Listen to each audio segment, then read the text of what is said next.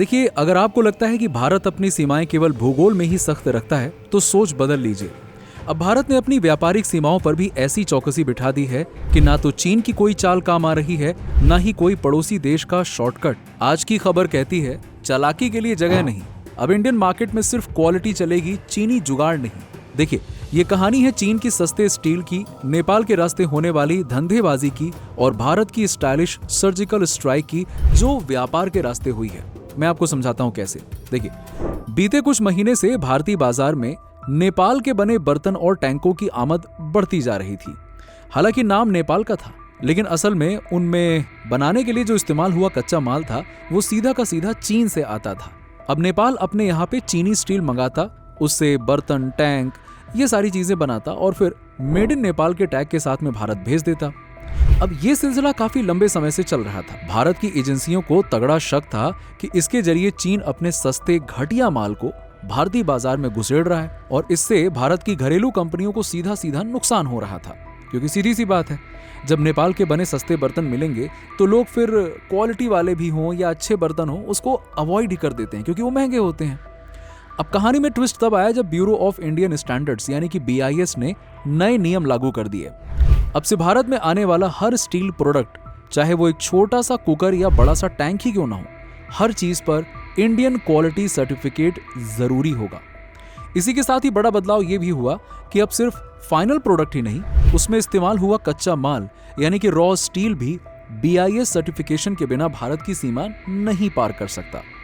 अब BIS का ये स्टेप फुल प्रूफ है क्योंकि अब न सिर्फ नेपाल बल्कि कोई भी देश सीधे सीधे चीनी स्टील को भारत में भेजने का नया रास्ता नहीं निकाल सकता। और इसी नए कायदे का असर पड़ना शुरू हो गया है। नेपाल की बड़ी कंपनियां जैसे कि पंचकन्या स्टील और विस्तार ग्लोबल, जो कि हर महीने सैकड़ों टन स्टील का बर्तन या टैंक भारत भेज रही थी, अब उनका कारोबार ठप पड़ गया। पंचकन्या स्टील को स्टेनलेस टैंक प्रोडक्शन रोकना पड़ा है, इतना ज्यादा असर पड़ा है।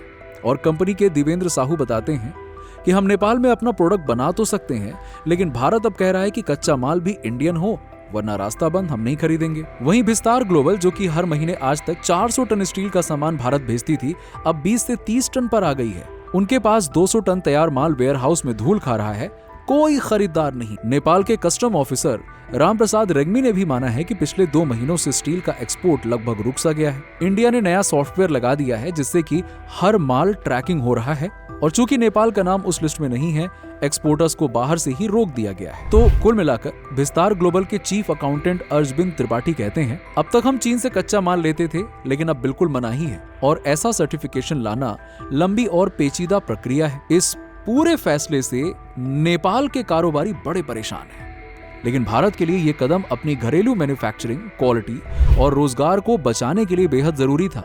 देश की कई स्टील फैक्ट्रियां और स्मॉल स्केल के इंडस्ट्रीज चीनी माल की वजह से या तो घटती जा रही थी या फिर बंद होने की कगार पर थी। अब ऐसे में सरकार ने सख्ती दिखाते हुए बिल्कुल साफ कह दिया है कि अब हमारी सीमा में ना तो कोई चीनी माल शॉर्टकट से घुसेगा, ना किसी छेद से रॉ माल आएगा। क्वालिटी ही पासपोर्ट होगा, नहीं तो मत भेजो, कोई जरूरत नहीं है हमें। माल भेजना है तो ले आओ BIS का सर्टिफिकेट, वरना नो एंट्री। ये पंचलाइन भारत ने इंटरनेशनल व्यापार मंडियों में सुना दी है। और असल में दोस्तों, ये बदलाव सिर्फ आर्थिक नहीं है, रणनीतिक भी है। जिस तरह से चीन लगातार अपने माल को अलग अलग रूट से भारतीय बाजार में बेचने की कोशिश कर रहा था, भारत ने उस गेम को पढ़ लिया, समझ लिया और सरप्राइजली काउंटर अटैक दे डाला।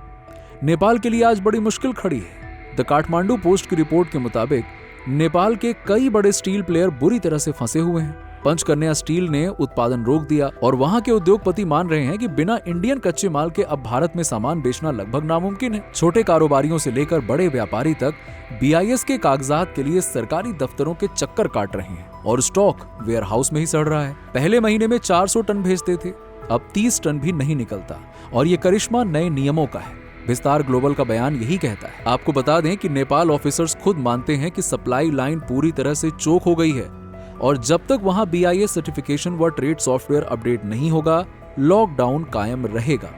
और भारत का फोकस पूरी तरह से साफ है, वो चाहे चीन हो या फिर नेपाल, अब शॉर्टकट तो नहीं चलेगा। कौन कहां से आयात कर रहा है, अब हम ट्रैकिंग कर रहे हैं और हर सामान के पीछे की असली कहानी चेक हो रही है। भारत सरकार का यह फैसला दुनिया भर को एक स्ट्रॉन्ग सिग्नल भी दे रहा है।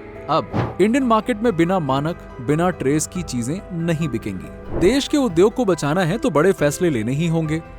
एक एक्सपर्ट ने कहा है कि पहले चीन को सीधे एक्सपोर्ट से रोका था, अब घेराबंदी नेपाल के रास्ते वाले बाईपास पर है। और यही है व्यापार की नई रणनीति, न शॉर्टकट, न बाईपास, न समझौता। देश का स्टैंडर्ड ही है सबसे ऊपर। हर कदम के कई फायदे होंगे। जहां एक और देश की घरेलू स्टील इंडस्ट्री और कामकाज को राहत मिलेगी, वहीं घटिया और सस्ते माल के धक्के से शहरी ग्रामीण बाजार दोनों सुरक्षित होंगे। और इसमें सिर्फ स्टील ही नहीं, आगे चलकर प्लास्टिक, इलेक्ट्रॉनिक्स और बाकी प्रोडक्ट्स पर भी इसे ही अपनाया जाएगा। चाइना का स्टील चुपके से घुसेगा इंडिया में, ये सपना हो गया है पुराना। और ये पंचलाइन अब ट्रेडर्स के बीच में चल रही है। इंडिया ने साफ जता दिया है, न सस्ते छलावे, न प्रोडक्ट्स की चोरी। अब सिर्फ क्वालिटी चलेगी और इंडियन स्टैंडर्ड्स का डंका बजेगा। कुल मिलाकर भारत ने सिर्फ नेपाल या चीन ही नहीं, बल्कि पूरी दुनिया की निगाहें मोड़ दी हैं और बता दिया है कि for decisions and style, India no more compromises. अगली बार अगर कोई भी अपने घर में सस्ता विदेशी माल ले जाए तो सोच लें, हर पड़ाव पर भारत अब अपने लोगों की और अपने कारोबार की हिफाजत के लिए खड़ा है। कोई शॉर्टकट नहीं, सिर्फ असली चेक, असली सर्टिफिकेट। आपका क्या कहना है इस बारे में? नीचे कमेंट सेक्शन में कमेंट करके जरूर बताइएगा और ऐसे ही वीडियोस के लिए सब्सक्राइब करें।